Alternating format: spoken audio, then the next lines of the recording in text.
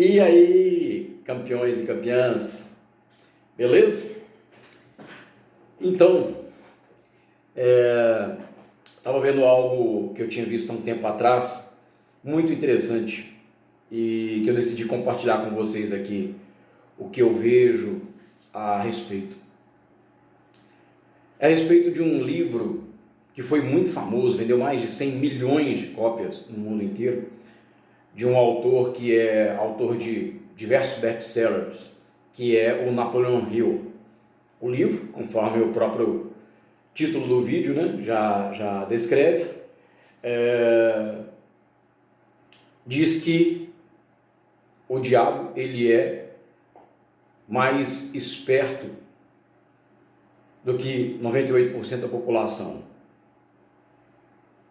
Mas o livro em si, o título dele é diferente. É mais esperto que o diabo.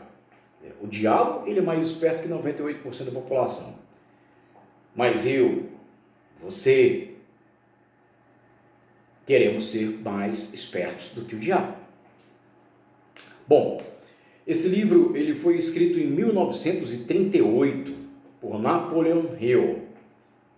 Quem não teve a oportunidade ainda de ler o livro, compra o livro. Quem prefere audiobooks, como é o meu caso inclusive, procure o audiobook a respeito, muito interessante o livro.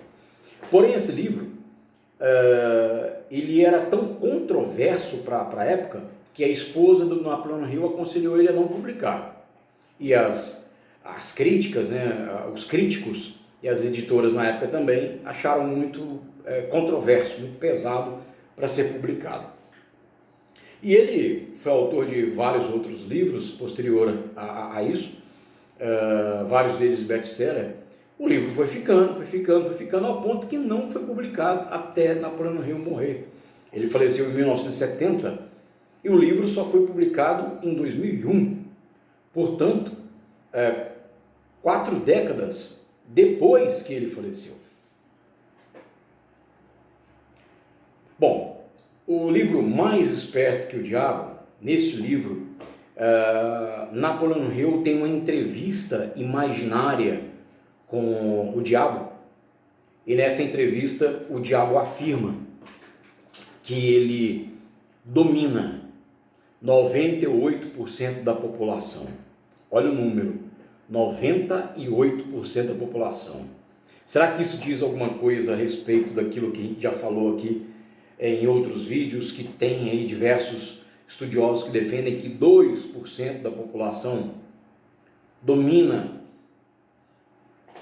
o conhecimento e as riquezas de todo mundo? Será que é à toa que 98% da população, 98% da humanidade está sendo dominada pelo diabo? Não, né? Não é à toa. Bom, nesse livro, dessa entrevista imaginária feita por Napoleon Hill, o diabo afirma que ele domina 98% da população. Ele influencia 98% da população. E essa influência que ele tem, ela se dá através de seis grandes medos. 6 grandes medos que toda a humanidade tem. Quais são esses medos? Obviamente, medo da pobreza, medo da crítica, medo da saúde, problemas com a saúde, medo da perda do amor, aquela coisa que principalmente os adolescentes têm, e muitas vezes nós adultos também. Medo da velhice, que aí já é o contrário. 98% de nós adultos temos, e muitas das vezes os adolescentes, os jovens também. E o medo da morte. Esses 6 medos, através desses 6 medos, o diabo influencia 98% da população, nos quais ele faz a humanidade procrastinar, dar desculpas. Não vou fazer isso por conta disso. Hesitar, não vou fazer. evitar de fazer algo e permitindo que influências externas dominem nossas opiniões. Bom, o que eu quero dizer? Será que você aí faz parte desses 98% da população? Qual é o seu medo? Qual é o seu medinho? O medo da crítica? Eu demorei a abrir esse canal, apesar de ter tido o chamado de Deus e estar constantemente, através de mentores, através de pessoas às quais eu ouço, eu dou ouvidos, eu me cerco, porque você sabe, né? Que há estudos que afirmam que nós somos a média das cinco pessoas que a gente mais convive.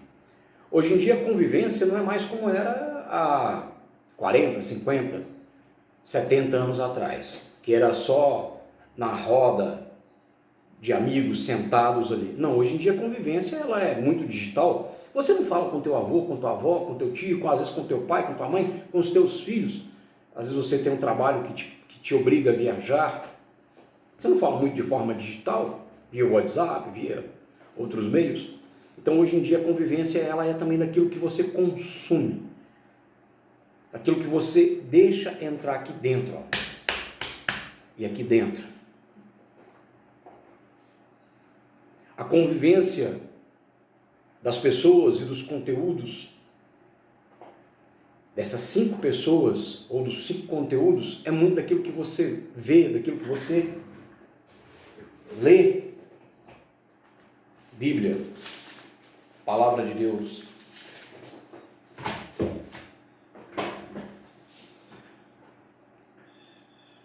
O que você tem consumido? O que você tem deixado entrar para dentro do seu coração, da sua mente? Quais são essas 5 pessoas que você mais convive? Quais são os 5 tipos de conteúdo que você mais absorve? Daí está vindo o seu mindset e automaticamente é daí que sai a sua forma de pensar, a sua forma de agir e a sua forma de se deixar influenciar.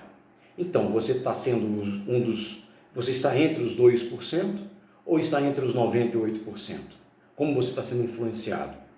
Quais são os medinhos que você está deixando entrar? Eu confesso que realmente o medo da crítica, por exemplo, era um medo que eu tinha muito grande. E como eu comecei a dizer, demorei a abrir esse canal e só mesmo tendo os mentores constantemente dizendo a respeito de deixar rolar aquilo que é a vontade de Deus para as nossas vidas. E eu já sabia a respeito da questão do canal, do meu propósito, do meu chamado. Uma das coisas é falar a respeito de Deus, de saúde, de vida, principalmente de Deus, através do canal. Mas eu tinha medo da crítica, medo das pessoas me criticarem, medo da minha câmera que não é extremamente profissional. Dane-se!